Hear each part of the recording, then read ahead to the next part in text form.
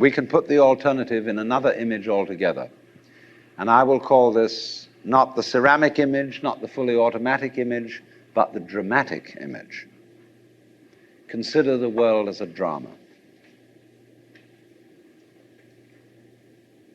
What's the basis of all drama? The basis of all stories, of all plots, of all happenings. It's the game of hide and seek. You get a baby. What's the fundamental first game you play with a baby? You put a book in front of your face and you peek at the baby like this. The baby starts giggling because the baby is close to the origins of life. It comes from the womb really knowing what it's all about, but it can't put it into words. See, what every child psychologist really wants to know is to get a baby to talk psychological jargon and explain how it feels. But the baby knows. You do this and this, this, and the baby starts laughing because the baby is a recent incarnation of God.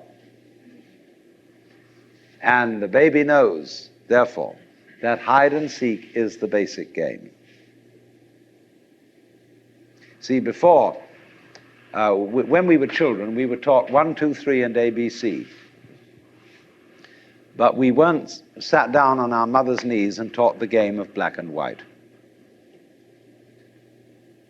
That's the thing that was left out of all our educations. That life is not a conflict between opposites, but a polarity. The difference between a conflict and a polarity is simply, when you say about opposite things, we sometimes use the expression, these two things are the poles apart. You say, for example, with someone with whom you totally disagree, I'm the poles apart from this person. But your very saying that gives the show away. Poles. Poles are the opposite ends of one magnet. And if you take a magnet, it's a north pole and a south pole. All right, chop off the south pole, move it away. The piece you've got left creates a new south pole. You never get rid of the south pole. Things may be the poles apart, but they go together. And you can't have the one without the other. That's the basic idea of polarity. But what we are trying to imagine is the encounter of forces that come from absolutely opposed realms that have nothing in common. When we say of two personality types that they're the poles apart, we are trying to think eccentrically instead of concentrically. And so in this way, we haven't realized that life and death, black and white, good and evil, being and non-being, come from the same center. They imply each other so that you wouldn't know the one without the other. Now, I'm not saying that that's bad. That's fun. You are playing the game that you don't know that self and other go together in just the same way as the two poles of a magnet. So that when anybody in our culture says, slips into the state of consciousness where they suddenly find this to be true and they come on and say, I'm God, we say, you're insane. Now, it's very difficult. You can very easily slip into the state of consciousness where you feel you're God. It can happen to anyone. Just in the same way as you can get the flu or measles or something like that, you can slip into the state of consciousness.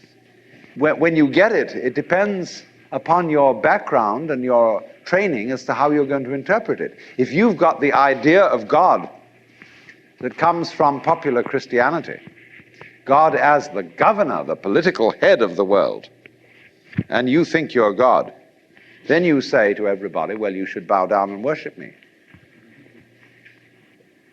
But if you're a member of Hindu culture and you suddenly tell all your friends, I'm God, instead of saying you're insane, they say, congratulations, at last you found out. Because their idea of God is not the autocratic governor. When they make images of Shiva, say he has 10 arms. How would you use 10 arms? It's hard enough to use 2. You know, if you play the organ, you've got to use your 2 feet and your 2 hands, and you play different rhythms with each member. It's kind of tricky. But actually, we're all masters at this, because how do you grow each hair without having to think about it? Each nerve. How do you beat your heart and digest with your stomach at the same time? You don't have to think about it. In your very body, you are omnipotent in the true sense of omnipotence, which is that you are able to be omnipotent. You are able to do all these things without having to think about it. When I was a child, I used to ask my mother, of course, all sorts of ridiculous questions that every child asks. And when she got bored with my questions, she'd say, darling, there are some things we're just not meant to know.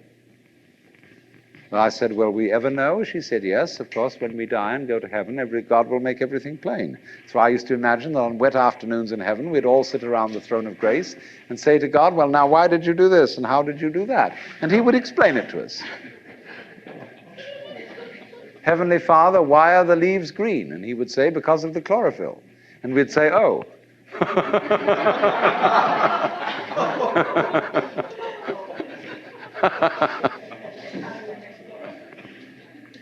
But in the Hindu universe, you would say to God, how did you make the mountains? And he would say, well, I just did it. Because what you're asking me for, when you ask me how did I make the mountains, you're asking me to describe in words how I made the mountains. And there are no words which can do this. Words cannot tell you how I made the mountains any more than I can drink the ocean with a fork. A fork may be useful for sticking into a piece of something and eating it, but it is no use for imbibing the ocean. It would take millions of years. So it would take millions of years. In other words, you would be bored with my description long before I got through it if I put it to you in words. Because I didn't create the mountains with words.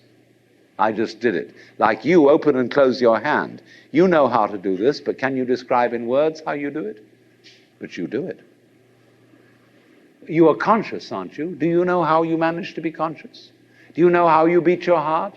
Can you say in words, explain correctly how this is done? You do it, but you can't put it into words. Because words are too clumsy.